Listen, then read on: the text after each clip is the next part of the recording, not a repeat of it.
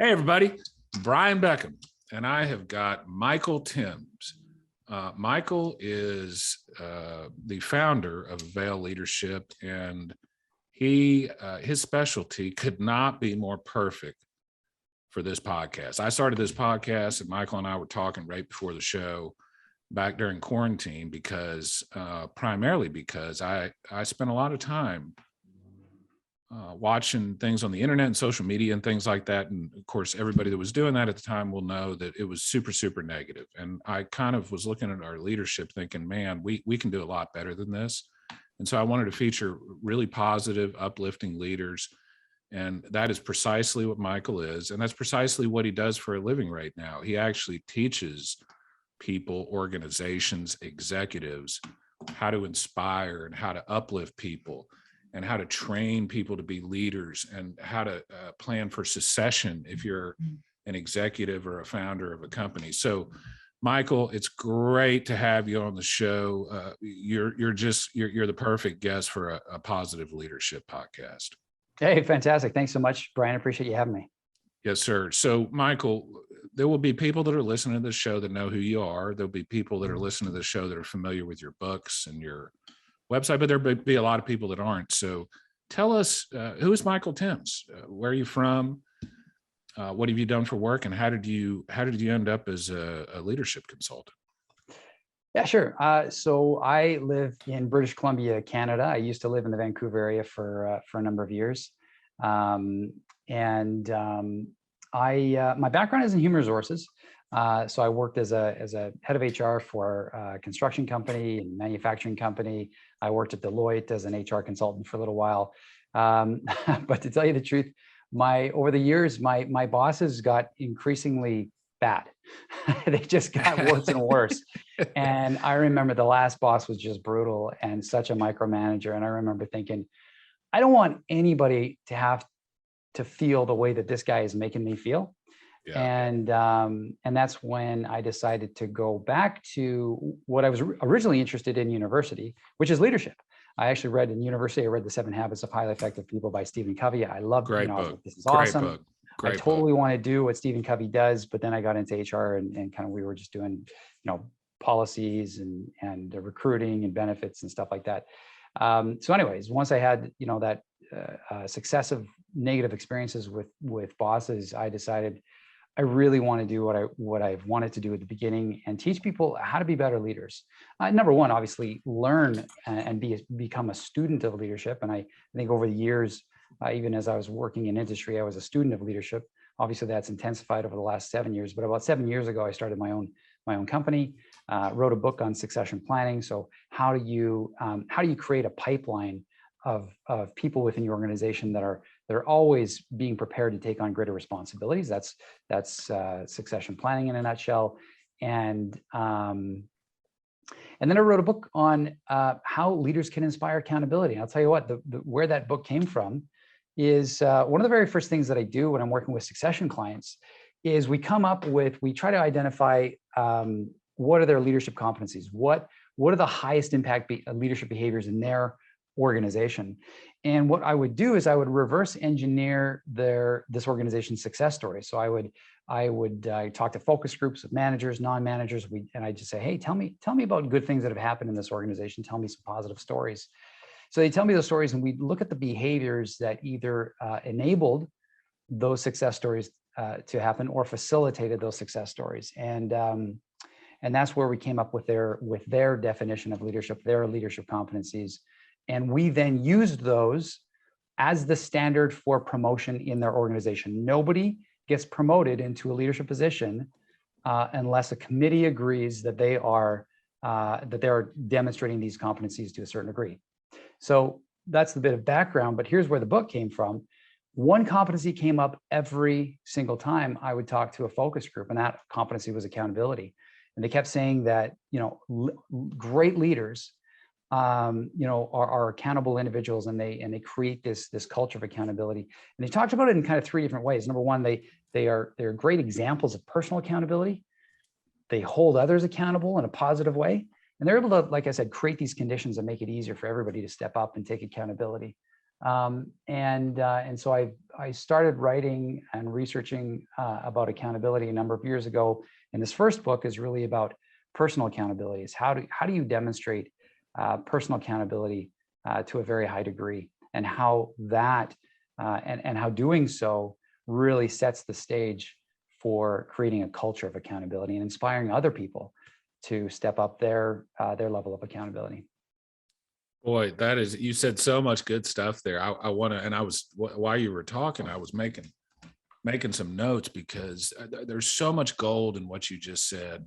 It's kind of difficult almost to figure out where to start, but this idea, I'll tell you what, let's do this if it's okay with you, Michael. Let's start with the idea of leadership. Okay. Yeah. Let's, in your opinion, what does leadership mean on a fundamental basis? And by the way, I'm sure you would agree there are different types of leadership. There's positive leadership, there's negative leadership, and everything in between. But when you talk about leading organizations and developing succession plans for leaders, on a fundamental, before we get into all the details, on a fundamental level, what to you is good leadership? So the definition that I use of leadership is that leaders elevate others to achieve a common goal. Yeah. And I think that you can pretty much boil leadership down to that. There's really kind of 2 points. And oh shoot, who was it? I can't remember who it was, but it wasn't my idea, but it was somebody else who said, look, there are really 2 outcomes of leadership. Do you have followers, and do you get results? Yeah. And I think that's what that definition, that really kind of inspired that definition. Leaders elevate others to achieve a common goal. And as you talked about, there's a lot of different types of leadership. There's one thing that I think is really one of the challenges, and I mentioned to you earlier that I found that, and I have found in my experience, that there are far more poor leaders than strong leaders. Sure. And one of the reasons why I think that is because I call it this leadership paradox. And the leadership paradox from my experience is this: the behaviors that get you promoted are in many cases precisely the opposite behaviors that make for good leaders. And so that's a problem. We keep 100%, promoting people. 100%. We keep promoting people because, hey, you know what, this person's really confident. They talk a lot. They interrupt people. They're just like, they're decisive. They're driven. They're driven, right? Yeah. Right. And they beat the crap out of people, right? To get those results. Yeah, sure. That is leadership material, right? Yeah, and so we promote these people. And they get into leadership positions, and then all of a sudden they're our leader, and we're like, they suck. We hate this person because yeah. When somebody's a leader, what do we want them to do? How do we want them to lead us? We want them to say, hey, Michael, hey, Brian, what do you think we should do? Right? That's exactly, they try to facilitate consensus instead of them making those unilateral decisions. We want them to care about people as opposed to simply caring about results. And we want them to ask for advice. Hey, what do you think that I can do to be a better leader? What can I do to make your work easier for you and help you enjoy your work and get better results? These are the qualities that we want from our leaders. And in addition to, we want leaders to say, you know what, that was my bad. That was my bad. Don't follow this example, folks. This is what you should do. You know what? We need leaders like that. And the problem is we keep promoting people who don't demonstrate those behaviors into leadership positions. And then we wonder why we have crappy leaders. I'm almost getting chill bumps with some of the things you're saying. So I've been saying for a couple of years now, 3 or 4 years, and I've said it a lot on this podcast, Michael. It wasn't until I'm almost 50. It wasn't until I was about 45 that I realized that this whole thing is not about me. It's about what I can do for others. And, you're talking about the leadership podcast, once I hit 40, that's kind of when I started getting into leadership positions in my own life. And I started kind of changing, and it wasn't anything conscious. It was just kind of naturally started changing the way I approach things. And, one of the things that's been awesome about this podcast, I've done over 40 episodes now with military leaders, sports stars, executives, consultant, business owners like you, entrepreneurs, you name it, is I hear people that have never met each other before that are in different professions or different walks of life saying the same thing. And the number one thing I've heard the most about leadership, I bet you I've heard this from 10 different guests at least, is leaders are servants. Leaders are supposed to serve the people they lead. But you're exactly right. It's really hard to become a leader that way. Like you like leadership and like playing the game. Let's say you're playing baseball or football or basketball or whatever the heck you guys play in Canada. What is it? Curling? Hockey. There you go. There's a big difference between being out there trying to knock the puck in the net and being the coach on the sidelines. Those are two completely different skill sets. And, I talk about this a lot. Tiger Woods might be a terrible, terrible golf instructor, the best golfer in the world, because the skill of coaching and leading people is not the same as the skill of doing stuff. I know that because I coached youth sports for 10 plus years. And after my 10th year, I sent out a post on social media. I was like, man, shout out to all these coaches, because coaching is tough, but coaching is just leadership. But I love the idea of what you're talking about, the leadership paradox, and how it's hard to become, it's hard to be the same way when you lead people as it is when you follow people. So can you talk about that just a little bit more? Like, what do you tell your clients, Michael, about how they have to kind of modify the way they do things, or even if they do, when they go from a followership position to more of a leadership position? Yeah, there are, I think a lot of people would agree with what you said. Like, yeah, Brian, you know what? A lot of people in leadership positions would agree with what you said. Yeah, you know what? We got to be servants, and yeah, I see myself as a servant leader, because I see myself. Of course, I'm an awesome leader. That's what everybody, that everybody who reports to me tells me I'm an awesome leader. They gave me a mug that says "World's Greatest Boss." They laugh at all my jokes, and they're just they're really nice to me. So, I must be that awesome leader that I thought I was. So the problem is that we don't live up to our image of ourselves. It's easy to live up to the image of ourselves when things are great, when it's like, oh yeah, I'm in a great mood, everything's going good. But when we have problems, that's really when leaders are made or not. And it's how people in leadership positions handle problems and handle frustrations. And that's, and for some reason we forget about how we turn into these, Mr. Hydes. We're Dr. Jekyll all the time, right? But we forget about when we turn into Mr. Hyde when things go wrong. And so what it's important. So I wrote the book, How Leaders Can Inspire Accountability, because look, I'm a lot of people say, oh, Michael, your jam is accountability. My jam is leadership, really. But what's the most important thing you got to do as a leader? You've got to create an environment where everybody wants to step up and take ownership of results, right? Yeah. So anyways, I wrote a book, How Leaders Can Inspire Accountability, specifically to do what you were talking about doing, which is, what are the key behaviors that we need to remember, that we need to keep in mind to do when things go wrong, right? And it's at those times when things go wrong that we really need to show leadership. And as you also mentioned, being a leader is hard. It is hard because we have to do things a lot of times that are not natural, that aren't, in fact, go completely against our nature. And so what I share in my book and what I share with leaders there are a handful of high impact leadership behaviors. And there are, in fact, you can boil personal accountability down to 3 simple behaviors. Now, each one of these behaviors, like I said, goes completely against our basic nature.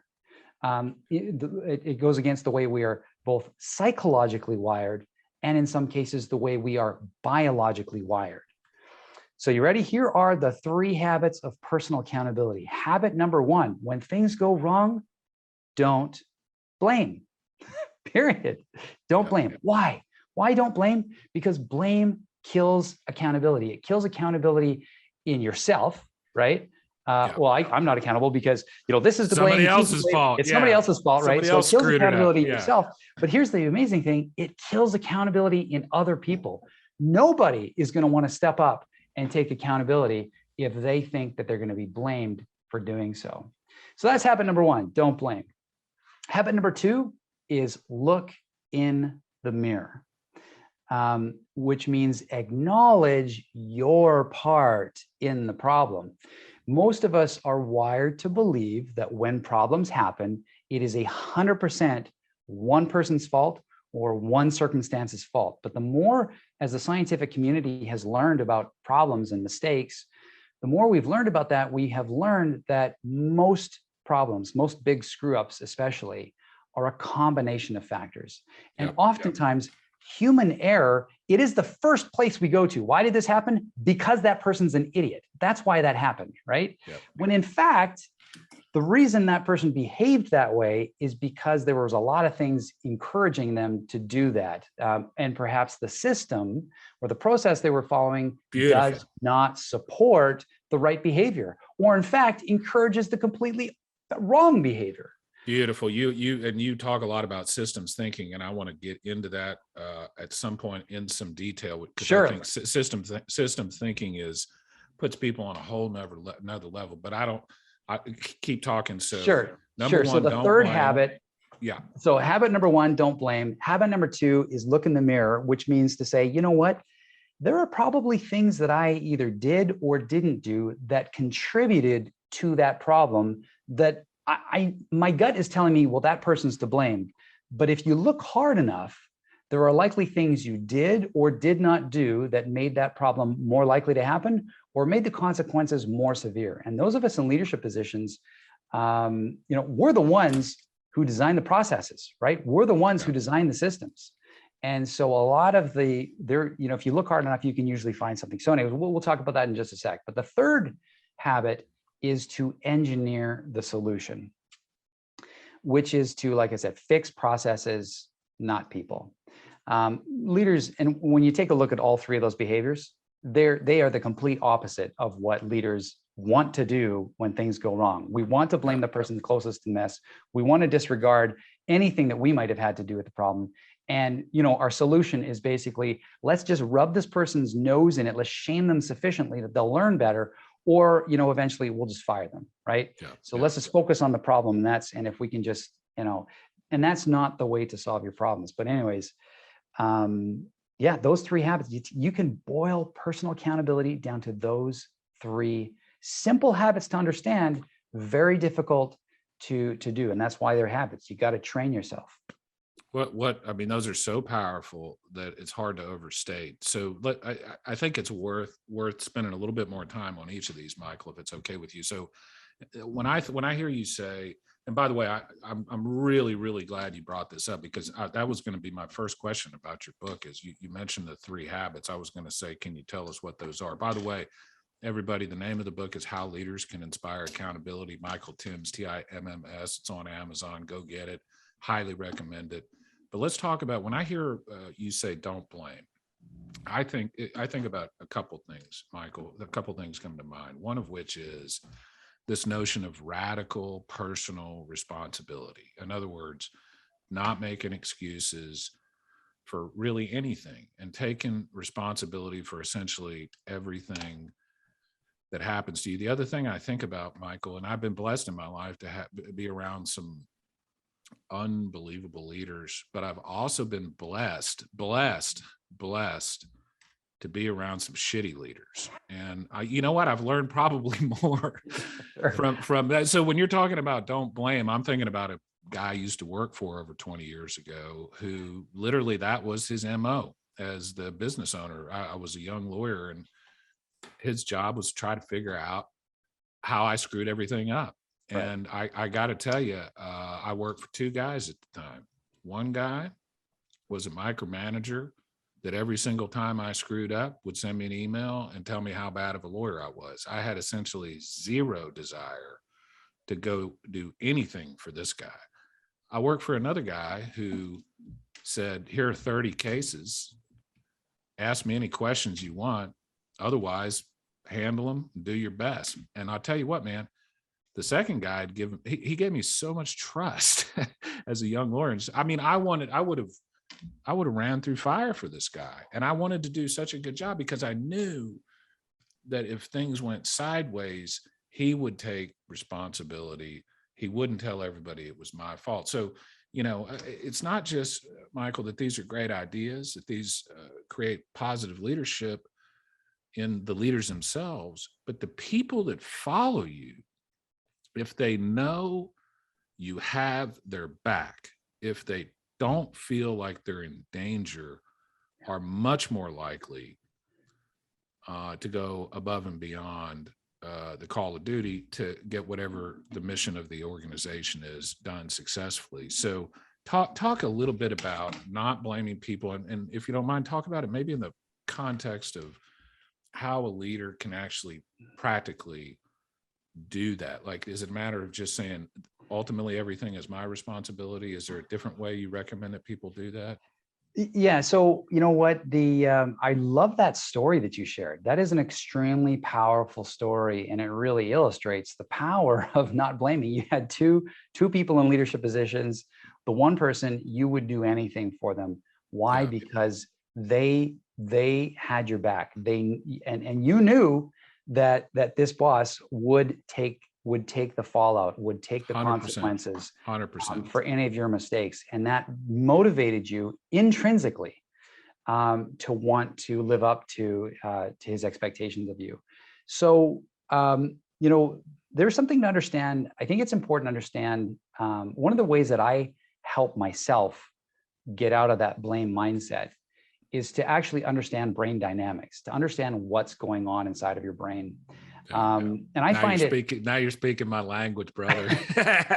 And I think your listeners, if your listeners are into into thinking and learning how to think, this is kind of interesting stuff. So an interesting study recently came out after they did some fMRI brain scans on people. And what they would do is they tell them a negative circumstance and they tell them a positive circumstance, and they'd watch what parts of the brain lit up. And it was interesting when they would tell them, something good, tell them about a positive experience, the frontal cortex would light up. And what they discovered is that the brain was asking the frontal cortex to process that information and to say, why did that good thing happen? Okay. Yeah. Yeah. When they told them about a negative experience, what they found is that the amygdala lit up. Yeah. And so for whatever reason, your brain is actually physically wired to, when you see something bad happen, your brain will ask the amygdala, why did that bad thing happen? Well, the only problem, the amygdala, the amygdala is our fight or flight. Fight or flight. Yeah. That is the fear part. That is the only reason for the amygdala for us to have an amygdala is to keep us alive, right? It's just the fight or flight. And so, but the problem is it's a really dumb part of the brain. And so when you ask that, why did that bad thing happen? It only has one response. And that response is because that person's an idiot. That is why that bad thing happened. That is the only response that your amygdala can come up with. And so we are actually biologically wired to blame the person closest to the mess.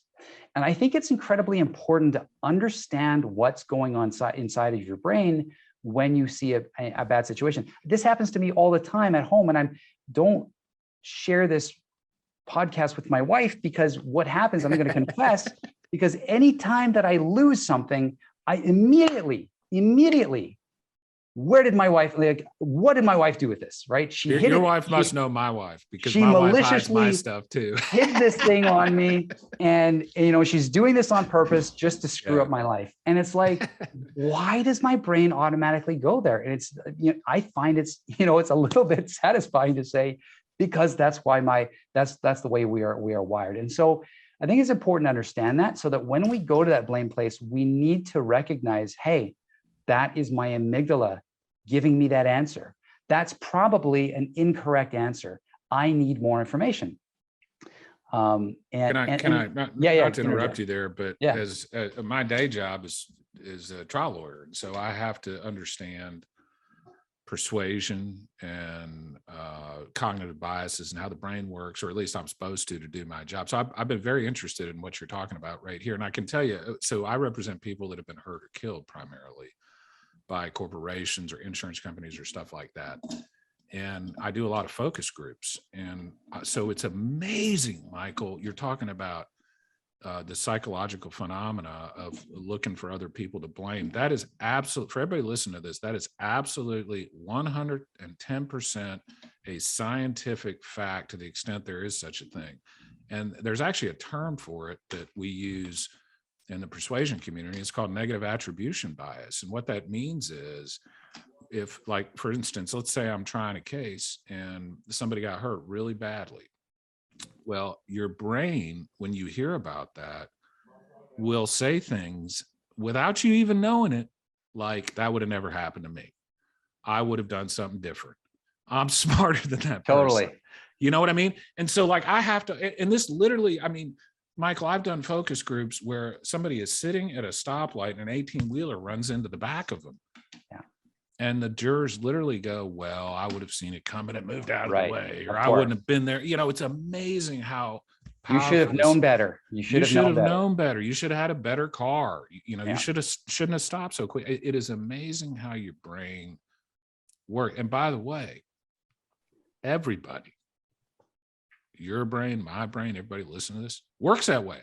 Yeah. It's hardwired to work that way. And so what a fascinating comment, because when you say don't blame others, that sounds easy, but it's not, because you're going against thousands and thousands and thousands of years of evolution, really.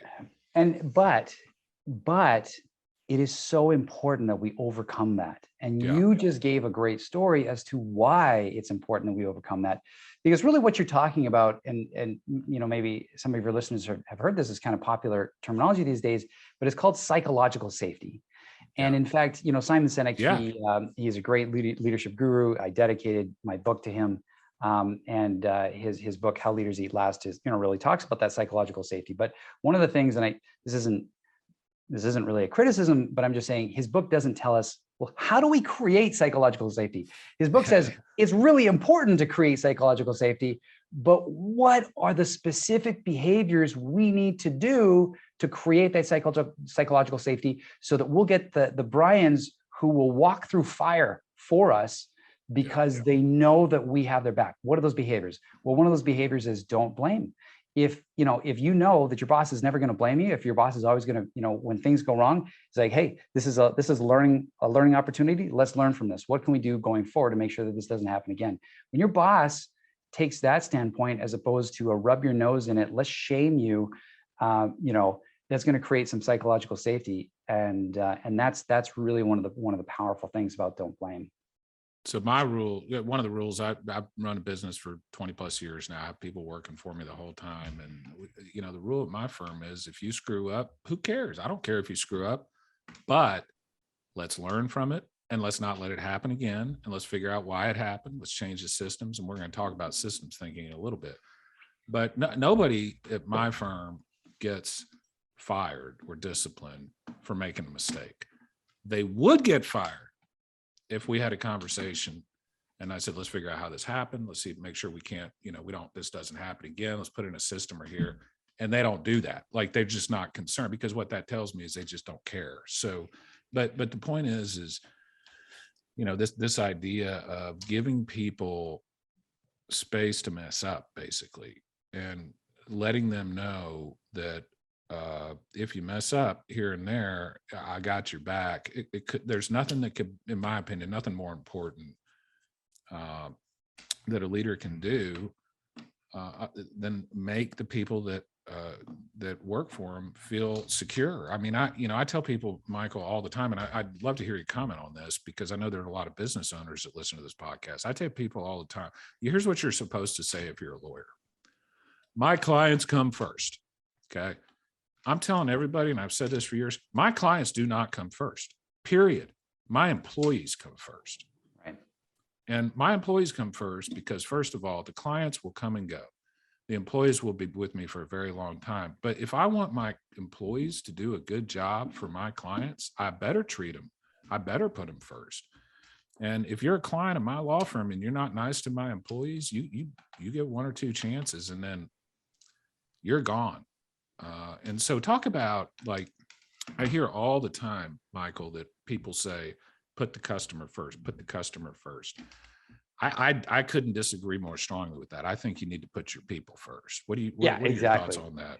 Yeah, for sure. And you know what, your employees, well, why would you say put your customer first? Because obviously you want to treat your customer well. And that's great. But I'll tell you what, your employees are going to treat your customers about as well as they feel that they are being treated by their boss. Great point. And employees are going to treat the company about as well as they feel the company treats them. So that's why it's got to start with the employees. And you know what, we learned that it is a natural sequence of events. And we learn this lesson every time we get on a plane and we listen to the safety demonstration. They always say, what do they say? Put your own air mask on before attempting to assist others.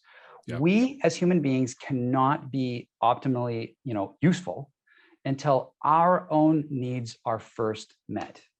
And so as employees, we need to make darn sure that our employees are both physically and emotionally well. And that needs to be our number one priority before customers, before profit, because, hey, look, now I'm not saying that employees' needs are necessarily more important than customers or profit, because a business will die without customers. A business will die without profit, but employees' needs must be met first, right?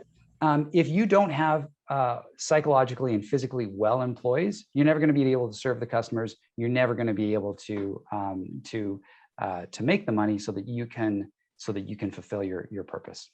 So I would go you one further, Michael. I would say, so I've been a meditator for going on 15 years now. I've studied a lot of this Buddhism and the way your brain works and the notion of the self and on and on and on. And one of the people that has been one of my mentors when it comes to meditation is, he always says, I have these little recorded meditations I listen to sometimes, and he always says at the end of the deal that you should feel good about sitting there for 20 minutes in silence, because you're improving yourself so you can have a bigger, more influential impact on the people closest to you and the people that you're around. And so I would say not only I would say a good leader is going to put his or her own physical and mental well-being first. You got to get in, you have to be in good physical and mental shape to be a leader to begin with. I mean, Michael, you and I we could list endless list of leaders that like to yell or scream or throw things or lose their temper or things like that. And what I'll say is, if you're a mature adult and you're throwing things or yelling at your people, you've got a mental problem and you need to fix that. That's not normal, and it's not cool, and it's not funny, and it's not good leadership, period. I mean, you might get some things done with that approach in the short term. In the short term, but over time you're going to fail. And frankly, if you're throwing things and yelling at people, you deserve to fail. And I hope you fail, and you need to fix that. And so I would say, far as, if I can just jump in and just say, when you're talking about taking care of yourself first, we know that, look, if you are not well yourself, if you don't have enough sleep, if you're if you're not taking care of yourself to rest your mind, rest your body, keep yourself fit and healthy, we know that, everything that I'm teaching you all about these high impact leadership behaviors takes self-mastery. You simply have less ability to master yourself if you're not first, to master your behavior until you've actually, until you've ensured that you are well, both physically, mentally, emotionally. One of the things I'm really working on lately is I have actually a reminder that pops up on my phone every morning that says uncontrolled anger is weakness. And so I really, really, really am trying not to get angry. There's times where anger is appropriate, but those are very few and far between. And I'm really, really working on like, and I'm not talking about, like I said, there's times when you can deploy anger appropriately, but uncontrolled anger where you just lose, you lose it for a little bit is, to me, a sign of poor leadership. It's a sign that you have not mastered your own mind, and it's a sign you need to work on things. And that's one of the things that I've been working on a lot. And I think that that's actually a perfect segue. I want to talk a little bit more about the second and third principles, because I think all three of these principles are so important. So principle number 2 is look in the mirror, and talk a little bit about, I think that it kind of dovetails nicely with the idea of radical personal responsibility and things like that. So talk a little bit about, as a practical matter, when you tell people look in the mirror, what you mean by that. Yeah, sure. Like I was saying earlier, is that a lot of our problems, most of our problems are common. The reason for a lot of our problems are a combination of factors. Yes, likely there was some human error involved, but really a lot of the problems come down to what processes are in place, what systems are in place, or not in place. That are making it easy for people to fall into certain traps. Actually, I'll tell you two quick stories. One quick story is that my assistants and I discovered that one of the templates that we used had been deleted accidentally, and I didn't do it. She didn't do it, so we knew that there was only one other person. It was my assistant's assistant, and so my assistant, she said, "I'm gonna murder her," kind of in a funny, but kind of, she was frustrated, right? Yeah, sure. And I said, let's just hang tight. Let's just walk through the 3 habits of personal accountability. So, okay, let's not blame. Let's take a breather. Let's take a moment and figure this out. And then we said, okay, habit 2, look in the mirror. Did we do anything to make it easier for Mel to delete one of those templates? And as soon as we asked the question, we both realized both of us had almost accidentally deleted one of those templates because there were no safety protocols in place. Our templates were mixed in with our work in process. Yeah. And we were deleting stuff all the time. And so we immediately realized, you know what, even though it was Mel's mistake, it was actually who designed the process, who didn't design that process. It was us, right? Or it was landed on me. And so habit number 3 is engineer the solution. Well, what's the obvious solution? Create a folder called templates and move all the templates in there. Boom. We just made it impossible for Mel to make that same mistake again. Boom. And I think, that's an important thing to recognize, is that anytime you ask that question, and here's the magic question. Anytime you have a problem, resist the urge to blame and then go, how may I have contributed to this problem? Yeah.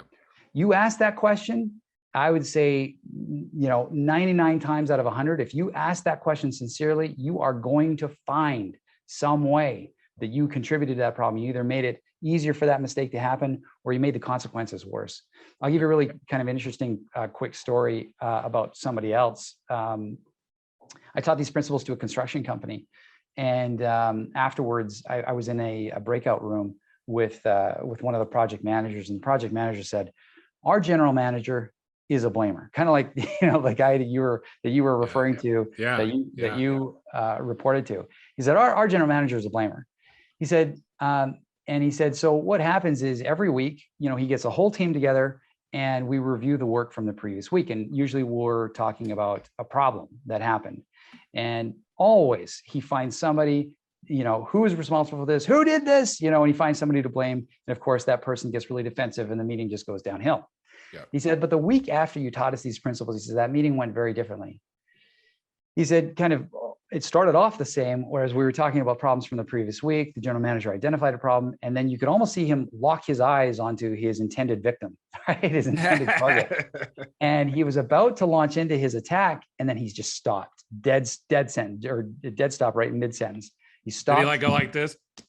And he goes, and he went like put this. His hand over his mouth. He put his head in his hand for a moment, looked down. Yeah. And then he looked up into the whole room. He said, this is how I think I contributed to the problem. Nice. And the project manager said, the tone in that meeting changed like that. Beautiful. And he said, instead of spending the majority of our time trying to figure out who is most to blame for this, what was amazing is that other people in the room quickly began to say, you know what, boss, it wasn't just you. This is how I think I contributed to the problem. He said a number of people said that. And so we Yeah. quickly diagnosed what was the problem and how do we resolve it. He said that meeting from there on out just went fantastic. And that's really the power of creating psychological safety. But how do you do that? It's by following the 3 habits of personal accountability. Resist that urge to blame, find how you have contributed to problems, and then focus your time and attention on the future about how do we make the future better, as opposed to focusing on the past and who did what. Tell you 2 things real quick. So last week, my paralegal, who has been with me for a very long time and I love dearly, didn't do something I wanted her to do. And I was kind of irritated about it Friday night. And I was thinking to myself, and I sent her a little message like, what's going on with this? And she said, well, you said this and that. And I started thinking about it. And my first reaction, Michael, was to say, you knew what I was saying. You knew what I meant, right? You knew what I meant. Yeah. And then I started thinking that's kind of stupid, because what I really should be doing is thinking like, obviously, I didn't communicate this in such a way that she understood what I wanted to be accomplished. And that's my fault. And that really, that idea of, and I would maybe, I'm going to make up a phrase for the first time here, radical communication responsibility. Like, if people would say instead, and this would apply everywhere, this applies to your kids, your wife, your work, your church, whatever it is you do, pastimes.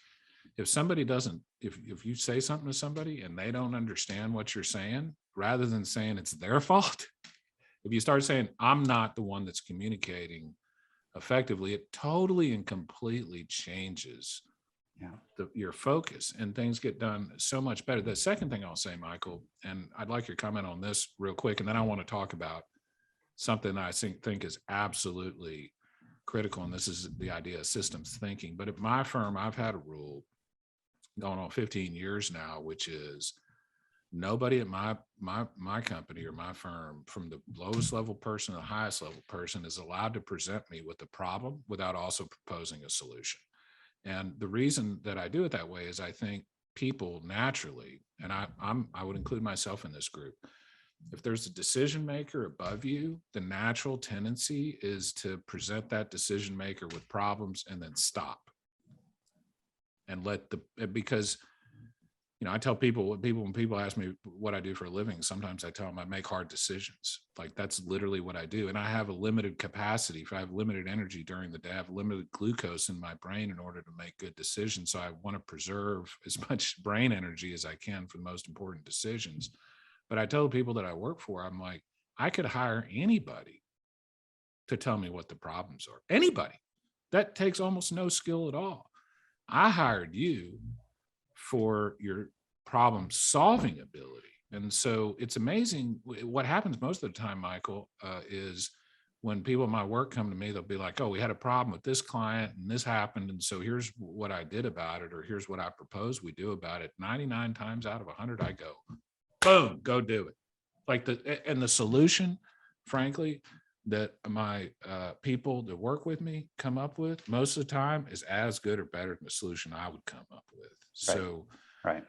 Let's switch real quick though, if you don't mind, because we've been going for over half an hour now, and there's something I really want to get into, and this is this notion of systems thinking. I think this is not only a beautiful concept, but it literally is it is a higher level of intellectual activity. It's basically pulling yourself. It's pulling yourself out of the weeds and looking at things from a bigger and broader perspective. So, talk about, first of all, when you say systems thinking, let's talk. What are we talking about here? Like, how would you define that, Michael? Yeah. So systems thinking, I like how you put that it really just is a higher level of thinking.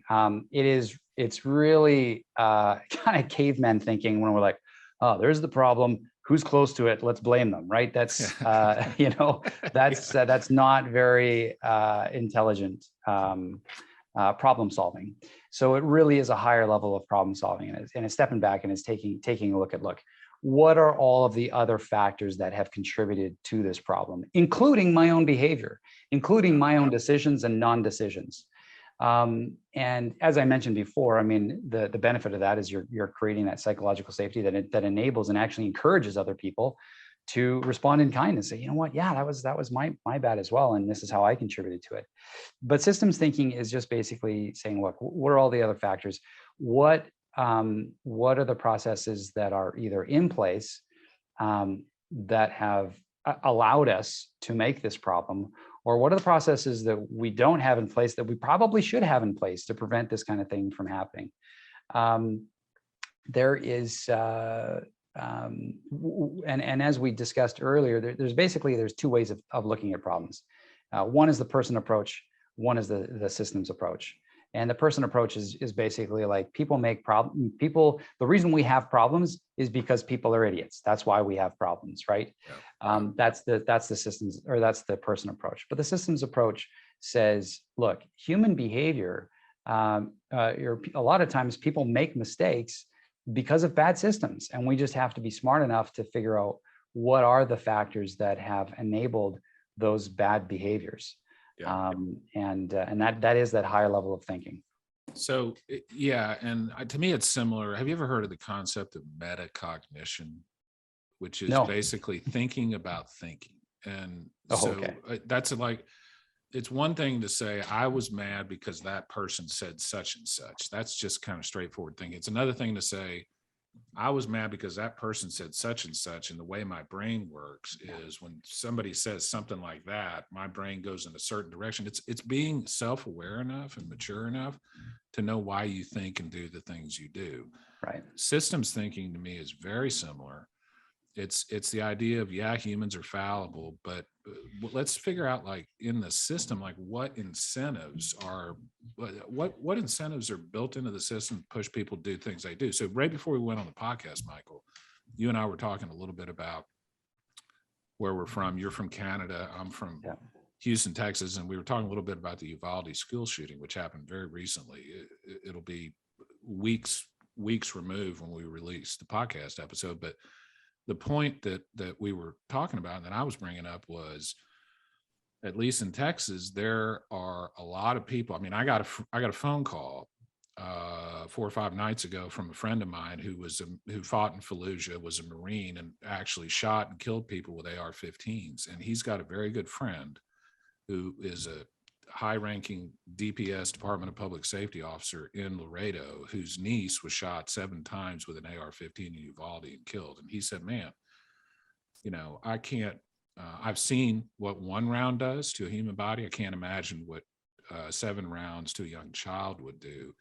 And he's from Texas. He went to Texas A&M. He was in the Marine Corps, runs a drone business, et cetera, et cetera. He's the kind of person that a lot of people would stereotype as a gun nut. And he was making the point that there's a lot of things we can do that a lot of people agree upon. But the problem is, right now, at least in America, I don't think you guys have quite this problem in Canada, is our systems are messed up. So we have systems that encourage certain people, left, right, both sides, to profit off of conflict. And so there are talking heads every night on our TV shows and on YouTube and Twitter and other places, literally pumping poison on purpose into people's brains for one reason: to make money. Rupert Murdoch has no interest in the truth. He has no interest in getting people together. He has one objective: to make as much money as he possibly can. And the way the system's set up right now is you make more money online by pissing people off and by getting people mad at each other and by saying those people are terrible people, and if you're in my tribe, you're a great person. And I'm hoping that someday, very soon in America, that there will be kind of a collective awakening where we will say, hey, these people that are profiting off division and profiting off making people mad at each other and profiting off not solving problems are some of the worst human beings that have ever walked the earth. And we need to stop paying attention to them, and we need to change the system. And we need to change the system so instead of people having incentives to profit off of anger and hatred and division, the incentive is to get people together. and to solve problems and to work through things together, and to realize, hey, I might not agree with my neighbor on certain issues, but he's my neighbor and we need to work together. And my neighbor is somebody I love, even if we don't necessarily agree on everything. So talk a little bit about this idea of systems thinking in the context of some of the issues we're having both globally and nationally on some of these hotter kind of political issues. Like, what would you as a leadership consultant have to say about those sorts of things, Michael? You know, as tragic, and by the way, my condolences and deepest sympathies go out to anybody who is touched by Uvalde and the tragedy there. It does provide a very clear example of the different ways you can think about problems. So first of all, I remember I was talking about there's really two ways you can look at things, either the person approach or the systems approach. And something to recognize about people, human beings are fallible. We make mistakes. We forget things we shouldn't forget. We get tired. We get distracted. And we get angry. Just ask Will Smith. Yeah, right? Just ask Will Smith, right? Yeah, we do things that 99.9% of the time, sometimes we'll just we'll just do stupid things. So really, systems thinking is this: who's the dummy when somebody makes a mistake? The person who makes the mistake, or the person who designs a system assuming people won't make a mistake? Yeah. So when you take a look at the Uvalde situation, and I've heard people, I've heard commentators say that people on certain extremists on one side will say, will point at anything they can possibly point at as the solution to what happened in Uvalde, except for gun control, right? They will point to anything other than that. I heard somebody talking about, Mike Lee from Utah saying, oh, we got to talk about fatherlessness. Oh yeah, okay. We got to talk about, mental health. Guess what? Human beings, you cannot cure all of us of our mental foibles. You can't. We are going to screw up. We are going to get angry. And if there is a gun nearby, we're probably going to do really bad things when we're really angry or mentally unstable. So this example it's a perfect example of taking, a lot of people who are arguing against gun control, they are taking the person approach. Well, let's just fix the people, not fix the system. The obvious solution, folks, is to change the system. And you know what I'll tell you what drives me crazy is, and I am Canadian. I'm sitting in Canada. I'm watching news channels, and I'm watching obviously Republican senators and Ted Cruz, for example, saying, oh, well, we know gun control doesn't work. And I'm sitting here in Canada where 100% of Canadians know gun control works. Yeah, exactly. And by the way, let me ask you this question. You guys have a big time hunting and fishing culture. I'll bet you can go hunting just about whenever I have a gun. Want. Brian, yeah, exactly. I have a gun. Exactly. I do too. My brother has a gun. Yeah. But you want to know the process? Yeah. Do you want to know the process that our government put in place?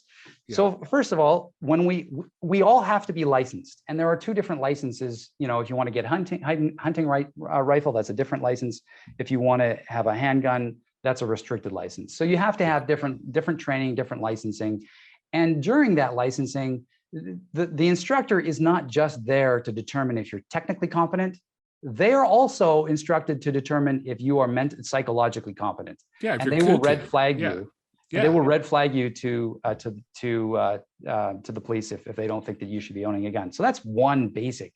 Not to interrupt you, but my Marine Corps buddy made the point. He said, I've been at 60 countries in the last 5 years. Every time I come back to the United States, I have to walk through customs, and the customs agents will ask me questions. And most of the time it's like, how was your trip? What did you do? But they're looking at you to kind of get a feel for whether you're nuts or not. And he goes, why can't we do that with guns? Like, if you want to buy a gun, we have somebody to ask you a few questions. And, hey, how you doing?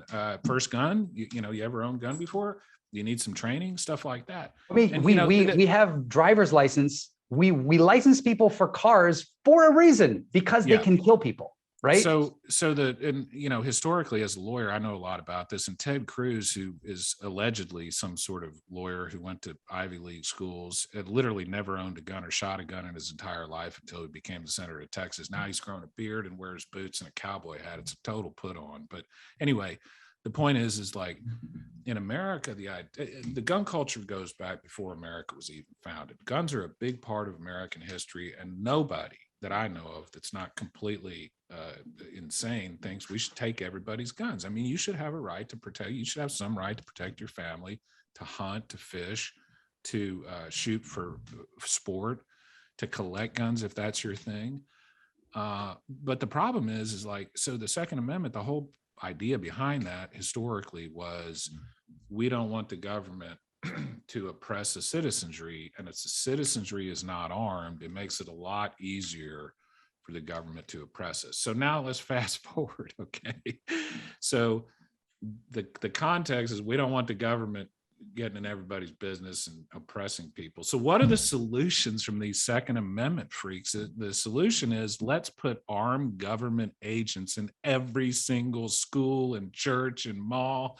This is this is insane. And what you'll have, by the way, is you're not going to have a bunch of Navy SEALs. You're going to have glorified armed TSA agents at your child's second grade school, at your church, at your synagogue. So in other words, you are literally going to have exactly what these knuckleheads think the Second Amendment is supposed to prevent. You're going to have armed government agents walking around everywhere. And so, but the point is, let's talk about really what's causing these discussions.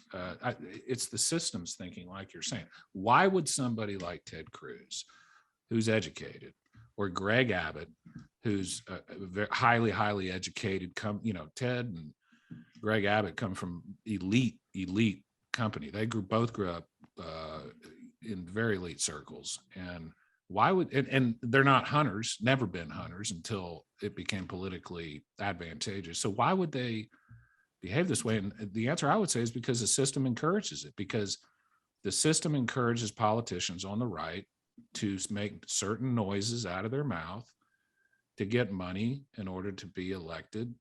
And then they make the noises so they can get reelected. And on the other side, it's the same thing. So there's a lot of people on the other side that say we should confiscate everybody's guns. Exactly. And that's you know what? That is why, and I wanted to balance this conversation and say, look, the reason why I think, so many people are digging in their heels about guns rights is because they fear the nutballs on the left who are saying we should ban all guns. Exactly. And so I truly believe, and this is your neighbor to the north. And I think I have a pretty, as far as my political viewpoint, I'm pretty much down the middle. But from my perspective, I think a lot of the responsibility for what's going on here falls on the extreme or Democrats, who are saying, we're going to be your thought police. We're going to take away all the guns and stuff like that. And then so of course the natural reaction is to dig your heels in, to turn your brain off and dig your heels in. Yeah. And I think that's what's happening from my perspective. That's what's happening in the United States. As I view it from afar, what's going on there. And we have these extremists on both sides, and both parties are saying, how can you possibly think this way? And you're just getting further and further apart because it's the extremists. Honestly, I really, this is a bit of a chicken and the egg question, but I really do believe that it's the extreme Democrats, the extreme liberals who have started this snowball effect and have created, because a lot of times it's the people on the right who are kind of on the defensive, defending what they're doing. Yeah. And it's the people on the left who are on the attack. And it's like, just stop attacking and see what happens, right? Let's just try something new for a change and stop attacking the people, that we disagree with, but, and come up with, and try to see their side of things. But really it comes down to, and I want to emphasize this enough, or I can't emphasize this enough for anybody who is listening, who has any doubt gun control works. But and the thing that I want people to know is that we're not saying take away all the guns and you can't have a gun. We're just saying put reasonable precautions in place. We require people to have certain licenses, and if you want to drive a truck, you have to have a different license than to drive a motorcycle or to drive a car, right? So if you want to have a certain a handgun, there are different precautions. Put basic precautions in place. Nobody's saying take away all the guns. That's not what we're saying.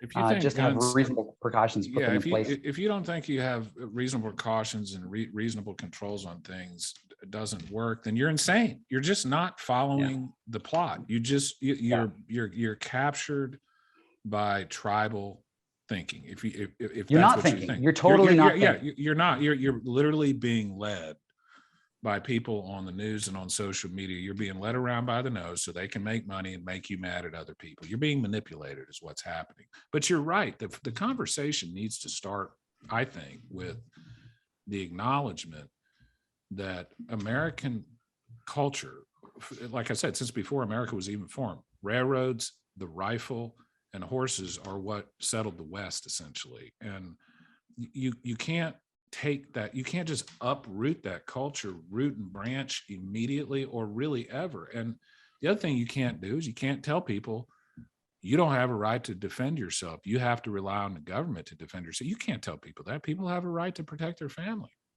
And so that's where the conversation starts, with the acknowledge, like you're saying, these nutcases on the left that say nobody should have a gun at all. And I don't agree with anything you say. They're just as bad, if not worse, than the people that think you should be able to have 15 automatic weapons if you're an 18-year-old. Exactly. And I wanted to point out, it's them who is creating the problem, right? And they don't see it. They just see that the people on the far right are creating the problem. They are creating the problem by threatening to take away, all the guns. And so, and again, when you take a look at the 3 habits of personal accountability, habit number 2, look in the mirror. Look in the mirror. How are you contributing to this problem? Exactly.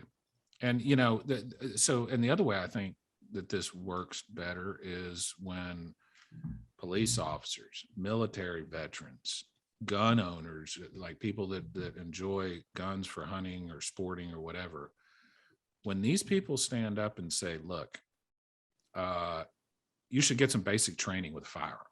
Like, you're an irresponsible moron if you go buy a gun and don't get trained on it at all. I mean, would you step behind the wheel of a car if you'd never driven one before with no training at all? Of course you wouldn't. But the point is like, we need gun owners saying this. So I have another friend who's a Marine Corps combat, or was a Marine Corps combat officer. He owns like 10 guns and he owns a couple ranches too. And he says, I just look at them as tools. Like, I have a certain gun for a certain application. I have another gun for a certain application. They're tools. I said, what do you think when you see these people that have their kids with like these AR-15s, all these guns around them on these Christmas cards? He goes, they look like idiots to me. Like, to me, that's the equivalent of posing with a hammer and a screwdriver. Like, they've glorified weapons. But the point is we need more people from, I think, in my opinion, the left side of the debate, talking about how basic gun rights are an important, fundamental part of American culture. And we need people on the right who are gun rights people talking more about, but we need some sort of training. We need some sort of controls. Like, the way both sides, in my opinion, should start the conversation is, it goes right back to your 3 principles: don't blame and look in the mirror, and propose solutions. So like, you're literally what we're doing right now, the first thing we're doing is blaming other people. Right. Well, wouldn't it be not trying to find solutions? No, I think we are. I think we're having the conversation. And I think, just imagine this for a moment. Imagine a united statement from the Democratic Party that started with, we believe in the Second Amendment and the right for everybody to bear arms, right? Imagine a statement from the Democrats that started with that. All of a sudden, you've got people on the right that are now starting to listen to you, right? Yeah. And that's where it starts. Yeah. And if you had, and conversely, if you had like my Marine Corps buddies who I've talked to repeatedly say, there should be somebody asking you a few questions, like there should be some sort of background check of some sort. There may be some sort of licensing of such. When people on the right start talking about that and people on the left start listening, we got into a little bit of a side conversation about this, but I think this is a great illustration. And it's a hard discussion, Michael. So that's why I wanted to talk about it, to demonstrate that even for kind of heated political issues, your principles work. Like the don't blame, look in the mirror and propose solutions works essentially across the board. So Michael, we've been going for almost an hour. Do you have another 5-10 minutes? Because there's a couple of things I want to get into. Sure. Are you good to go? Okay. I'm good. So talk a little bit about putting, you've got, and by the way, everybody, and tell me if I get this right, Avail, AVAIL, availleadership.com. Yeah, you know what? I'm actually right about a week away from changing my website. So by the time this goes out, it'll just simply be michaeltimms.com. That's TIMM. That's 2 M's S.com. So everybody, Michael's got a great website. He's got some good articles up there, along with copies of books and a little bit about him. But anyway, one of the articles, I think this was a full-blown article you talk about, is putting profits before people hurt your company. I think it was. And so talk about that a little bit, because in America, like at least historically for the last 100 years or so, profits, like corporations are not only put profits first, they've actually got a legal obligation to prioritize the profits of the company in some respects. I mean, that's not necessarily how it has to be. That's just currently kind of the way it is. So I think there's this meme in our head, and like a lot of people that have read Ayn Rand or The Fountainhead or Atlas Shrugged, and she's got this idea that if you put yourself completely first and be selfish, then everything will work out, which is the stupidest thing ever. But anyway, how unless you're a philosophy major and a sophomore in college, then Ayn Rand is super cool. But by the time you turn 40, if you're still following Ayn Rand, you got something wrong with your brain. But anyway, the point is like, how do you tell people, like, and just to be clear, you said this earlier, and I think it's worth saying again, you got to make money if you want to run a business. If you don't make money, business is over with, and you're not going to be able to hire people. You're not going to be able to serve customers. So you got to make a profit. We're not saying, I don't think, Michael, you and I, that profit is bad or that companies shouldn't try to make money. That's not what we're saying. So what are you saying when you say putting profit before your people hurt your company? Yeah, putting profit before your people. Well, what happens is the way, and I've seen the way that organizations order their strategic priorities. And when you think about, for those of you who have been to, or in some cases led, a corporate strategy retreat, think about what are the things that you talk about. How do you organize that retreat? Typically, what we do is we put some arbitrary number up on the top of the board and say, this is our EBITDA, this is whatever, this is our financial goal. And then we say, okay, how are we going to get that goal? Well, we've got to get the customers. And so these are the types of customers that we want. These are the types of markets that we're going to go into. Okay, so we're going to get those customers. How are we going to get the customers? Okay, well, we got to talk about the products and the services that we provide and our internal processes and making sure that that's all slick. And then it's like, and the bulk of the conversation, in that meeting is taken up with those three priorities. And then towards the end of the day, somebody is like, hey, wait a minute, how are we going to do all this? And somebody, all eyes kind of turn on the HR person and they say, get us the people. We just need the people. Just bring the people in the door. And then the only discussion about people is really about headcount. And I'll tell you that is doomed to fail. When that's as little you think about, because of what I said earlier, people are going to care about your customers about as much as their manager cares about them. People are going to care about your company about as much as your company cares about them. So we need to start with prioritizing our people's wellness, our people's physical. Look, if your employee is not physically well, nothing else matters. Nothing else matters, right? There's no point in getting mad at them for not doing their work. Nothing matters if they're not physically well, if they're not emotionally well, if they're in the middle of a divorce, right? If they're trying to figure out, or in the middle of COVID, they're a single parent and they got to figure out, well, what am I going to do with my kids because they're, out of school? If you've got that kind of stuff going on, nothing else matters, right? Yeah. So do everything in your power to help ensure that your employees are both physically and emotionally well, take care of them, and then they will take care of your customers and take care of your business. And that's really the cycle. That's the way it works.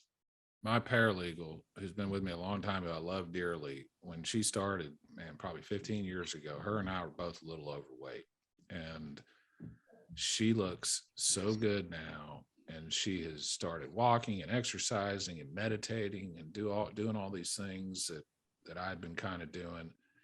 And I'll tell you, Michael, as her, I consider her a colleague. I hate using the term boss, but as her boss, which is, I guess, technically what I am, there's nothing that makes me feel better. Nothing she's ever done at work makes me feel better than the fact that she got her health squared away, and that I think that I had something to do with that. And that makes me feel good. I got to be honest with you. I could care less all the good stuff. I mean, obviously I care that she does good work, but it's far more important to me that she's squared away from a health standpoint. And,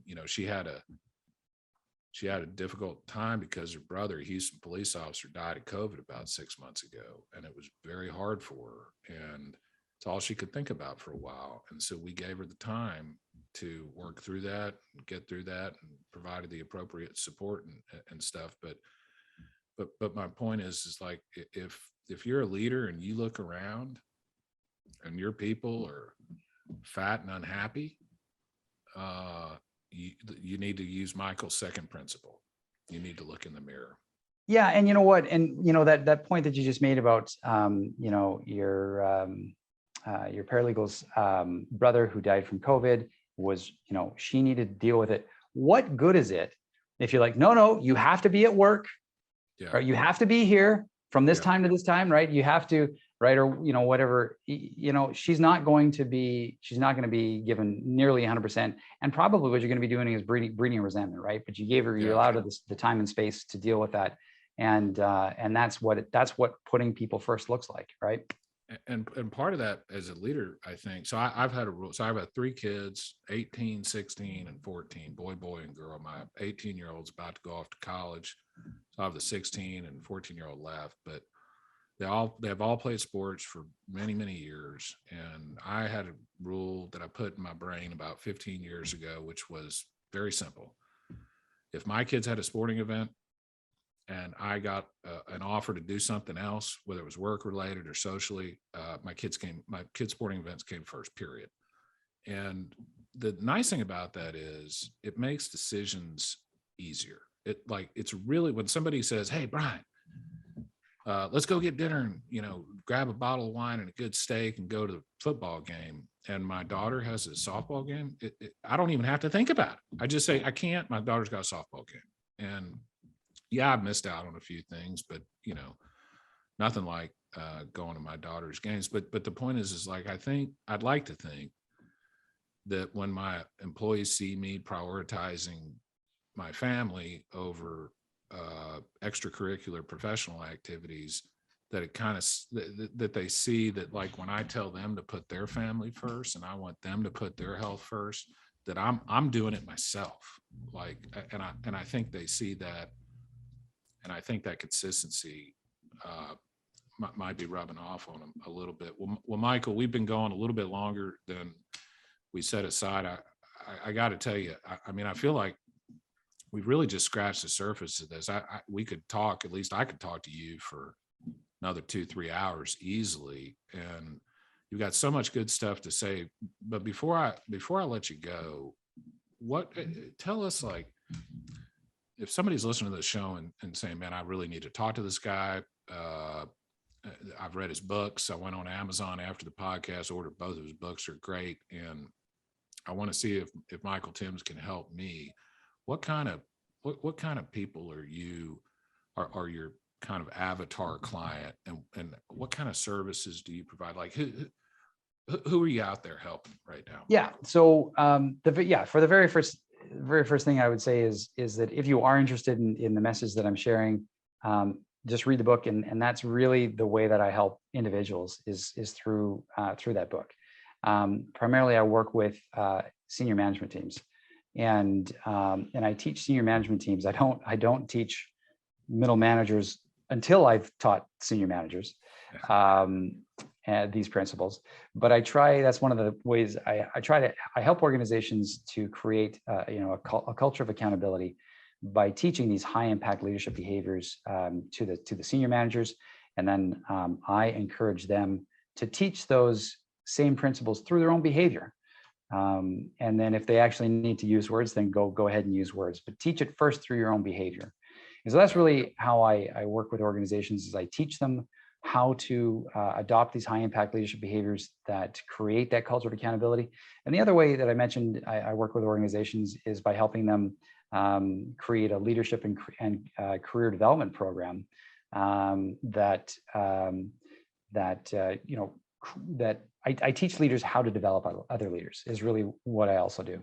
So nice, beautiful. Yeah. Well, and the thing you just said about teaching people through your behavior kind of reminds me of something I've been told as a parent a lot, which I believe, now having 3 teenagers, 100% is your kids. They don't really listen to what you say. They watch what you do. Right. Well, Michael, and that's true for everybody in leadership positions, for sure. It's the people who follow us. They are not necessarily listening to what we're saying, but they are for sure watching how we behave. That's right.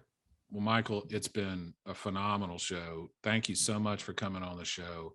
The book, 2 books, How Leaders Can Inspire Accountability and Succession Planning That Works.